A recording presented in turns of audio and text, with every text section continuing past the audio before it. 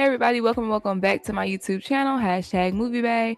I am MovieBae, and in this video, I'm going to be doing a review over Final Destination 6 Bloodlines. But before we get too into it though, I would like for you all to consider subscribing to the channel if you're new. Here on MovieBae, I do reviews, reactions, and commentary to movies and television. And if that's the type of content you like, please consider subscribing. If you find yourself enjoying my commentary along the way, give the video a thumbs up, and you are always welcome to leave your thoughts and opinions in the comment section down below. Let's go ahead and get into this review. Actually, before we do that, if you're new, we do the synopsis, my pros, my room for improvements, and then I'll give you my recommendation. And stay tuned to the very end because I will tell you my order of my favorite Final Destinations to my least favorite. All right, so let's go ahead and get into it. Oop. Gotta change my camera view. There we go. Okay, Final Destination Bloodlines 2025. Plagued by a reoccurring violent nightmare, a college student returns home to find the one person who can break the cycle and save her family from the horrific fate that inevitably awaits them. Okay, we have all of our credits down below. It's a lot of people whose names I can't pronounce, and I'm not even going to try because is it worth trying? All right, special appearance by Tony Todd. All right, let's talk about my pros.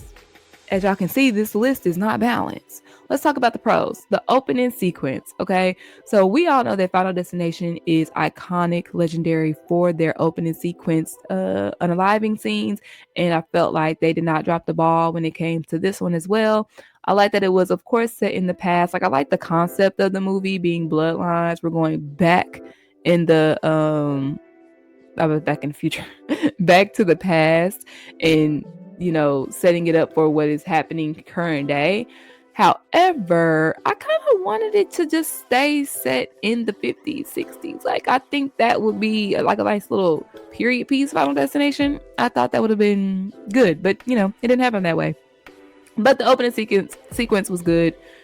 Standard Final Destination, boom. All right. The only difference is it was a dream of a descendant of the person from the unfortunate event. Okay. My last pro is, of course, Tony Todd. So Tony Todd, as we all know, plays the coroner, Bloodworth, and this was his last role before his passing. And he actually wrote the lines for the scene that he was in. And of course, if you've seen the movie, it's all about how death is inevitable and you should cherish the time that you have here on earth and your loved ones and so on and so forth. And it just hit that much harder because, of course, he knew, that his time was coming to an end. And of course, he passed away after the filming of the movie. So that literally, though, even if he was still alive, that would have been the best scene. Like, I'm not even gonna hold you. So those are my pros. Let's go ahead and get to the How long did it take for me to get through my pro? Like 2 minutes. That's crazy. All right, let's go ahead and get to the room for improvement. A lot of people are geeking about this Final Destination, and I'm not one of those people. I did not like this movie. Let's start off with the acting. The lead acting, the actress Caitlin Santawana. Yeah, no, ma'am. I looked at her IMDb, and she played in some CW stuff, and it shows. No shade, but it's like the overacting soap opera-y. Her facial expressions piss me off. I can see her making that weird face right now in my head. She just did not do a good job for me. I'm sorry, not sorry. Please don't bring her back. I hope the logs really did unalive them at the very end. The family drama storyline. Granted, like I said, I do like the concept of the Bloodlines. I just didn't like how much family drama we got. It was really like talk. Okay, when are people gonna start unaliving? You know what I'm saying? Like, why are we really building? Why are we spending so much time with these characters, getting to know them? Like, I know that you're supposed to set the scene, introduce the people, so when they are unalived, you could care more about them. But no, I still didn't care for real. Like, the only family member that I could stomach was the youngest son, like the white boy, not the Asian boy. I think he's Asian anyways in the movie anyways. He's the only one that I could stomach a little bit because he was genuinely like concerned, like, am I gonna unalive? Like, he's the only person that I could really stomach for real. All this other Maury bullshit, like, we don't care? Can people start unaliving, please? That goes into my third thing, the pacing. The pacing. Like I said, like, I know you have to set up the story, but God, can people start unaliving, please? Like, we have the opening sequence, and then they're supposed to start getting picked off one by one. I feel like it took too long for them to start getting picked off. Now, one thing I didn't like is how on social media they were giving away, like, they gave away two imperative scenes in the movie. I did like that they ended up being like pump faking, like, yeah, you thought this was how it was gonna go because this is what you saw on social media, but it's not how it went anyways. So pump faking, if you don't know what that means, is when you think something gonna happen, but it doesn't really happen. Okay, you're tricking them. You pump faking. Okay, so they were pump faking these scenes, these unalivings, and I just want people to start being unalived. Can we get there, please? Now this goes into my last room for improvement. When we finally got there, it was team too much for me. And this is coming from a Final Destination fan. Like, my favorite horror franchises, Scream is number one, and Final Destination is number two. That's why I'm so upset about this movie. So, one scene in particular that stuck with me, that still sticks with me to this day, is the hospital scene. So you got the two brothers, right? And the MRI machine scene, like, I just don't like it. I felt like it was too much. So you got the older brother's piercings from his face, from his nips, his belly button, his peen, all being magnetically pulled out of him. Like, that, why do we have to be so cruel? Then he get folded up like a lawn chair, and then he gets impaled. And why? That it was just too gruesome for me. Like, why? For what did he do to deserve this? And I know they tried to set up the, when you F with death, death doesn't like when you F with it. Like, if I heard that line one more time, I was going to unlive myself. Jesus Christ, we get it. Don't mess with death. Like, we get it, bro. We've seen the first 5 movies. Y'all don't have to reiterate it over and over and over again. Then you got the youngest brother, like I said, the only person I really cared for in the movie, the only pure innocent soul. He's about to unalive with his peanut allergy. He finally gets his EpiPen, thinks he's good, but oh no, y'all remember that spring that popped out of the vending machine 15 minutes ago? Yeah, it's gonna impale him in the head and then slow screw him. Like, what? Like, it was just too much for me. It was just too much for me. Now, some people will say, well, moviebae, if that scene is stuck with you to this day, some people will call that a good scene. I don't.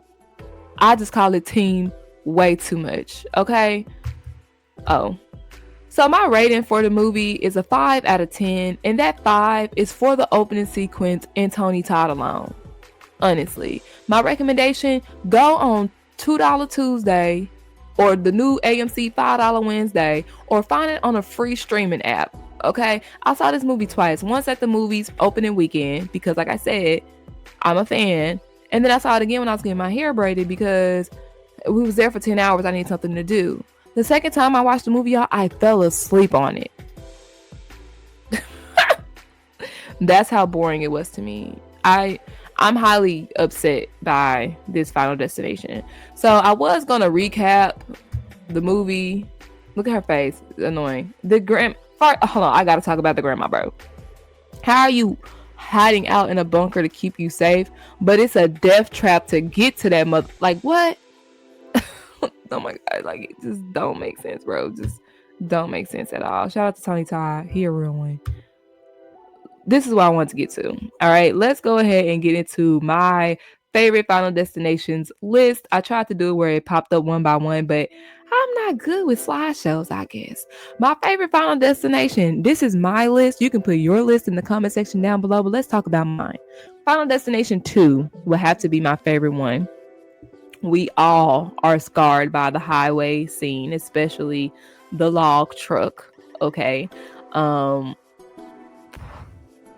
Probably the best opening scene in my personal, followed by number 3. But number 2, I remember that one the most from my childhood.